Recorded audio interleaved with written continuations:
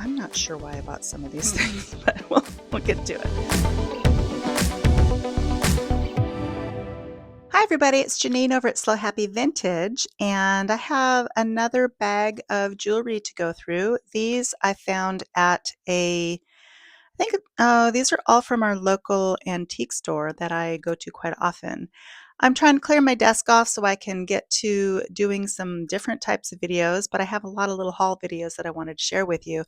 If you haven't seen yesterday's Trifari haul, please go back and watch that. That was I think shopping after that estate sale is just going to be uneventful because you just don't find that amazing stuff in such quantity at the normal places you go. So this is going to be more of a normal, what do you find when you go out looking for jewelry sort of video. Let's flip the camera around and I'll show you what I found. First off the bat, these over here are just some more, there's some more common Trafaris. These, we talked about levels of quality in jewelry, and you know, most all Trafaris are made quite well. However, the older ones, the really old ones, have just a certain quality about them, and I think we saw that in yesterday's video with those different fur clips and brooches. These are indeed Trafari. They are still of the age 50s, 60s, but you can see the modern influence on them. The materials are not quite as high quality, and these are a little bit older. They do have a brushed gold tone finish, and they actually are pretty nice quality here. You can tell same kind of mechanism, but this is heavier duty metal. This is a lighter metal. Anyway, they're still nice earrings.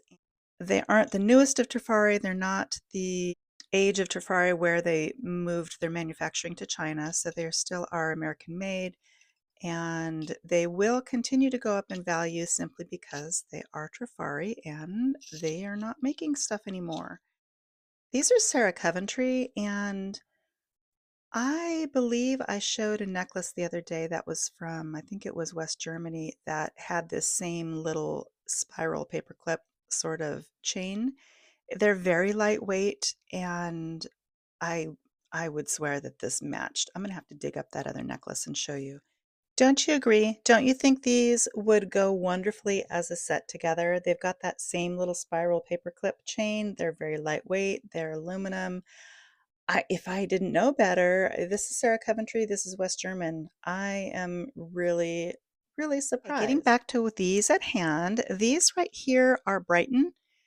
They are super cute little earrings, and interestingly, this little charm is on backwards. I'm sure meant to be the part with the rhinestones on it.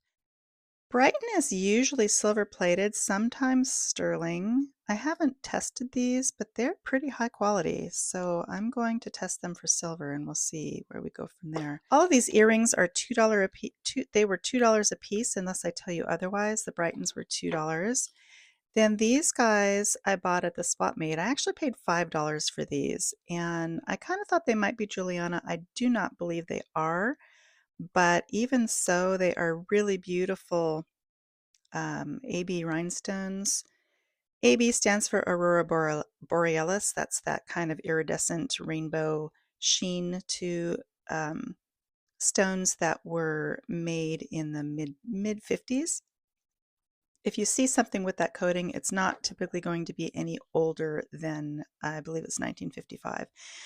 These were $3 at the swap meet and quite lovely. Closed back stones, they're foiled, and they're also having that AB coating on them. A lot of times these earrings can be attributed to Austria, but most often the Austria ones, well, they're not always marked, but there's really no way to tell.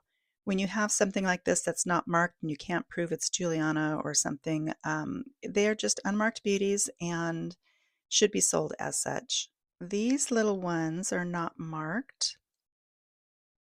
Very 50s style with kind of this faux pearl cluster. The reason I bought this is they're in very good condition, and these pearls or faux pearls, they have like a mottled effect to them. I don't know if you can see that on camera.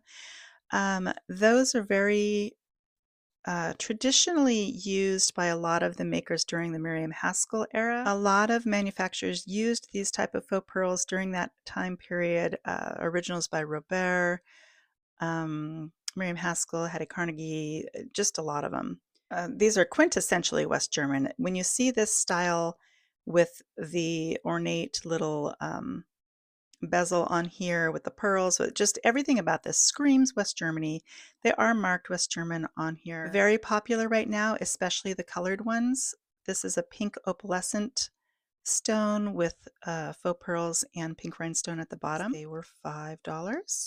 This was kind of a mistake. If you remember from my last video, if you watched it about the Trifari, I occasionally go onto the Trifari patent website and I glanced through the patents, and I was positive that I saw this design right here in those patents. And then when I went back, I couldn't find it. And then I found somebody else selling a brooch with this exact design and calling it Trifari. So this is not a typical clasp for Trifari whatsoever.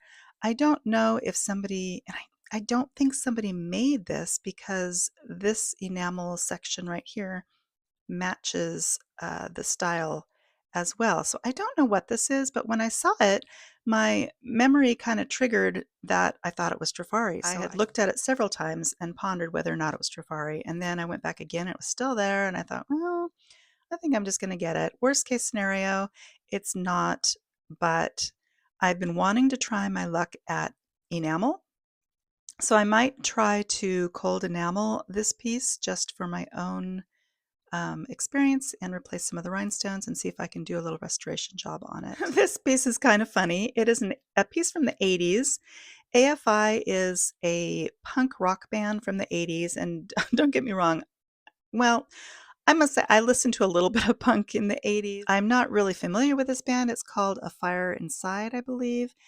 And their merchandise has sold pretty well for some people. I have one piece listed and it's got some interest, but I found this and I thought, well, you know, it was $3, and we'll see if we've got some diehard punk rockers out there from the 80s who want some merch from this band. These are not marked. They are just some vintage door knocker earrings that are very high quality and in excellent condition. So I picked those up because these tend to sell pretty well, you know, in the $15 to $20 range, sometimes a little bit higher. And then these are also not, oh wait, they are signed. Let me see who this is. Hold on. Well, what do you know? These are Vintage Monet.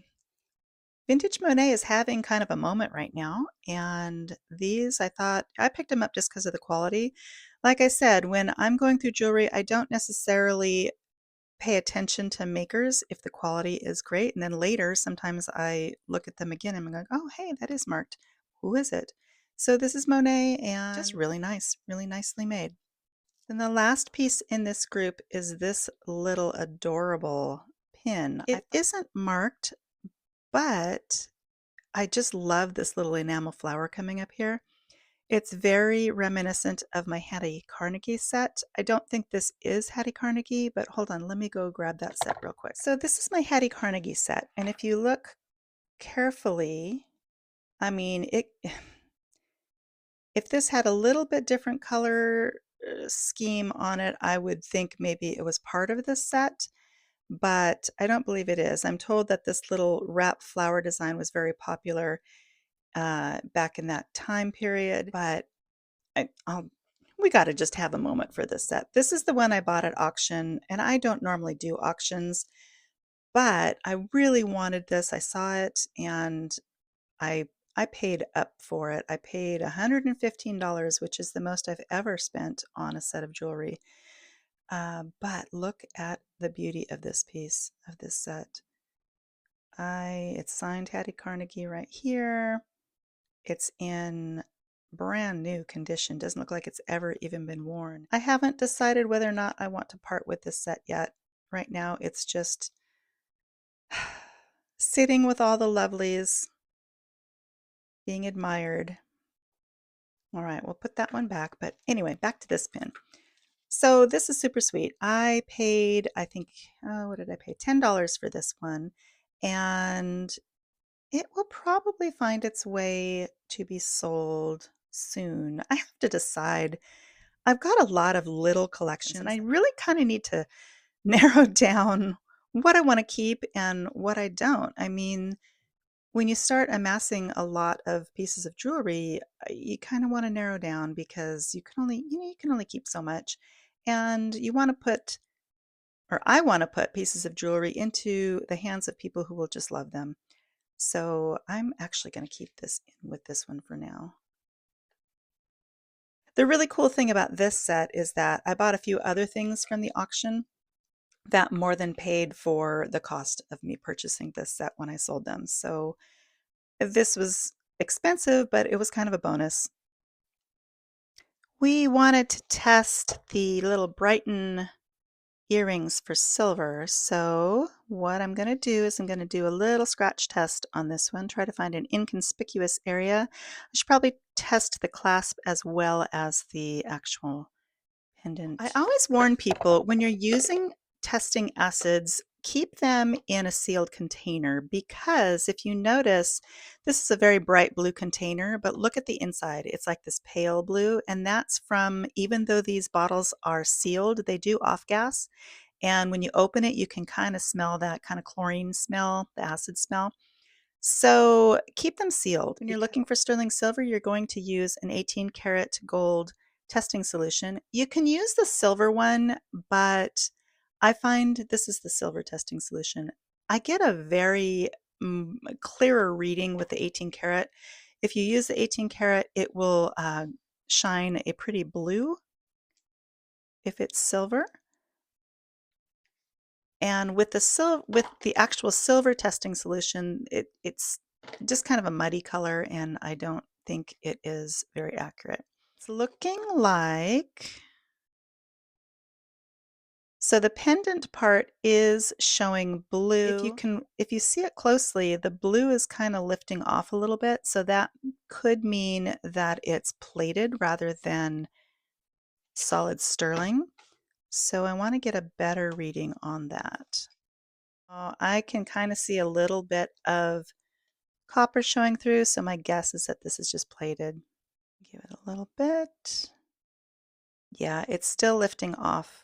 So you do see the blue. You got to be careful because sometimes people say, oh, there's blue, so it's sterling. But that doesn't necessarily mean it's sterling through and through. It just might mean that it's silver plated. And if you look carefully, the silver, the blue is kind of lifting off, and underneath that scratch is disintegrating. So my guess is that it's most likely just plated. That was another short and sweet one. And if there's anything you want to talk about, please leave your questions in the comments. I am going to start listing. It's really hard for me to get excited about listing, but I need to get ready for Christmas because a lot of people like to buy jewelry for Christmas, and I have some wonderful pieces that would be great gifts for others. And I don't need to keep them, right? No, I don't. All right, so we're going to sign off for today, and I'll see you in the next video. Please remember to like, share, and subscribe. Hit the thumbs up. If you don't want to miss my videos, I kind of post kind of sporadically. So hit the notifications if you want to be notified when I have another video up. Thanks for watching as always.